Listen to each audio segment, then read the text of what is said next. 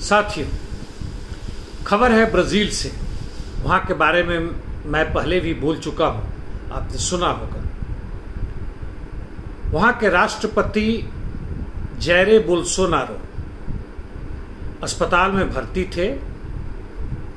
उम्मीद की जाती थी कि कोई ऑपरेशन होगा उनके पेट का, और वह खुद कारण बताते थे कि 6 वर्ष पहले जो उन पे आक्रमण हुआ था चाकू से, उसी का असर है। थोड़ा सिंपैथी भी गेन करना चाहते थे। वैसे अन्य कारणों में से था कि उन्हें कुछ हफ्तों से अनवरत हिचकियां आ रही थी। दांत दिखाने गए थे और उसके बाद से हिचकियां आनी शुरू हो गई थी। वैसे उन्हें कोरोना वायरस का भी एक हल्का सा अटैक हुआ था और जिसमें ठीक हो गए थे। कई अन्य देशों में, मुख्य रूप से 5 देशों में, अमेरिका, ब्राजील, इंग्लैंड, मेक्सिको और भारत, जहां यह आरोप लगाया जाता है कि सबसे खराब तरीके से कोरोना वायरस के खिलाफ जो कार्रवाई की गई, जो उसे बचाव देख दिखाव में जो किया गया, उनमें से बोल्सोनारो भी एक है। लाखों लोग मारे गए, करोड़ों संक्रमित हुए और खुद भी बीमार पड़े, लेकिन बच गए।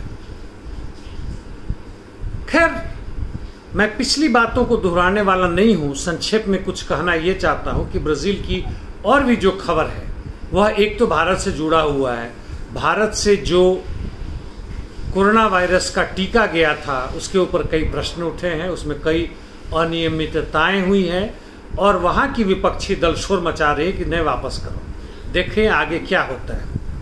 वैसे भी जब बोल्सोनारो सत्ता में आए थे तो ब्राजील वहां का पूरे विश्व का 8वां सबसे बड़ा इकोनॉमी था।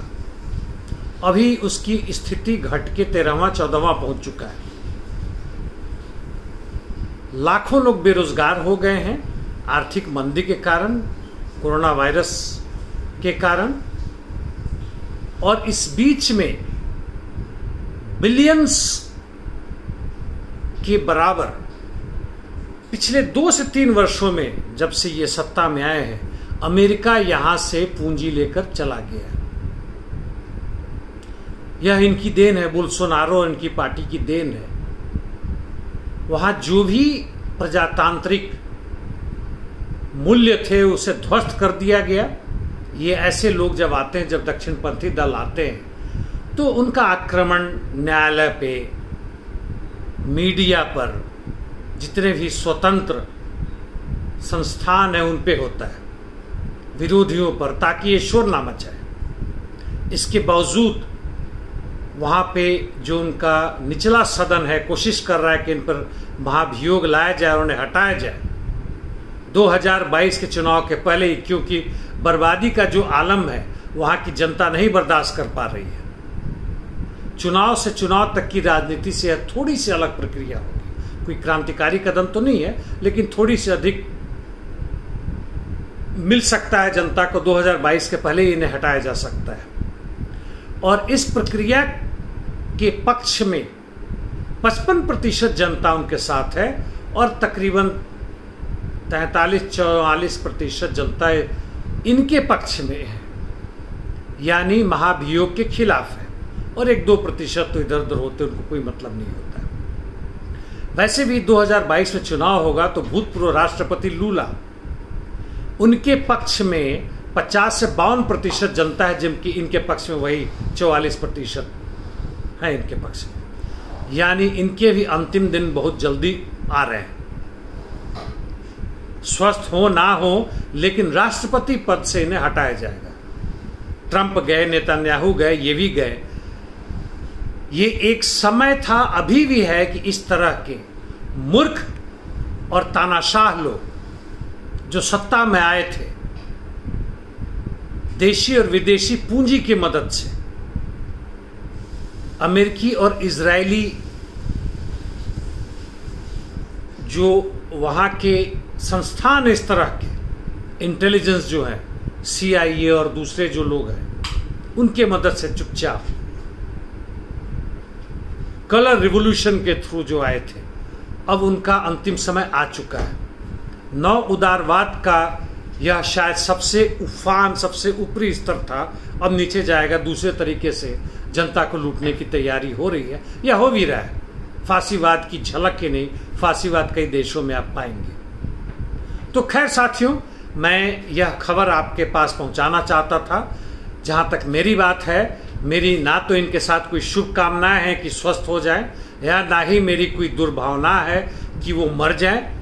यह कुछ लोग ऐसे हैं जो उदारवादी होते हैं, इनकी यह तमन्नाएं होती हैं, यह कहते हैं कि यह एक राजनीतिक या डिप्लोमेसी है, जबकि हमारे दूर से दूर दुश्मन भी यदि बीमार पड़ रहे हैं तो उनके खिलाफ हम ना बोलें, उनकी जल्दी ठीक होने की कामनाएं करते हैं। ये मंदिर मस्जिद में भी जाके दुआएं मांग सकते हैं, मैं उसमें नहीं हूं। इस प्रक्रिया को देखना है कि इस प्रक्रिया के तहत ऐसे लोग कैसे सत्ता में आ गए। जनता भी इनके साथ आई। जहां पे सीधे सीधे राष्ट्रपति का चुनाव नहीं है, प्रधानमंत्री आते हैं, एमएलए एमपी या दूसरे तरीकों से बन के जो आते हैं, वहां पे 30 से 35% जनता भी इनके साथ होती है तो यह सत्ता में आ जाते हैं। और देश जिस धारा में चल रही है उसको वह और गतिशील बना के पूंजीपतियों द्वारा लूटे जाने की प्रक्रिया को तेज करते हैं। हमें इस प्रक्रिया को समझना होगा, व्यक्तिवाद से निकले। ठीक है, ये ऐसे व्यक्ति हैं जिनमें नाटक करने का, स्पीचिफाई यानी भाषण देने का, जनता को मुग्ध करने का, जनता को ऐसे विषयों पर अपने पक्ष में लाना जिसका कोई महत्व नहीं है, देशवाद, धार्मिक अंधापन, जातीय रंग भेद, इस तरह की चीजों पर हंगामा करना, पैसे से उनको बरगलाना, और सत्ता जहां तक है तो उनके पक्ष में है, ये उनके साथ ही है, यह तो उसके गुण में है। कैसे आप देखेंगे उसको। तो साथियों सोचिए, क्या हम ब्राजील या पूरे लैटिन या साउथ अमेरिका, जहां के 21st सेंचुरी सोशलिज्म की बातें होती है, या चीन या कई देशों में जहां वहां मार्केट सोशलिज्म की बात होती है, भारत में जहां समाजवादी पार्टी, बसपा, राजद ऐसे लोग हैं जो समाजवाद की बात करते हैं, कांग्रेस भी समाजवाद की बात करती, 77 के आसपास में जनसंघ भी समाजवाद की बात करने लगी थी, गांधीवादी समाजवाद। हम वैज्ञानिक समाजवाद की बात करते हैं। धन्यवाद साथियों।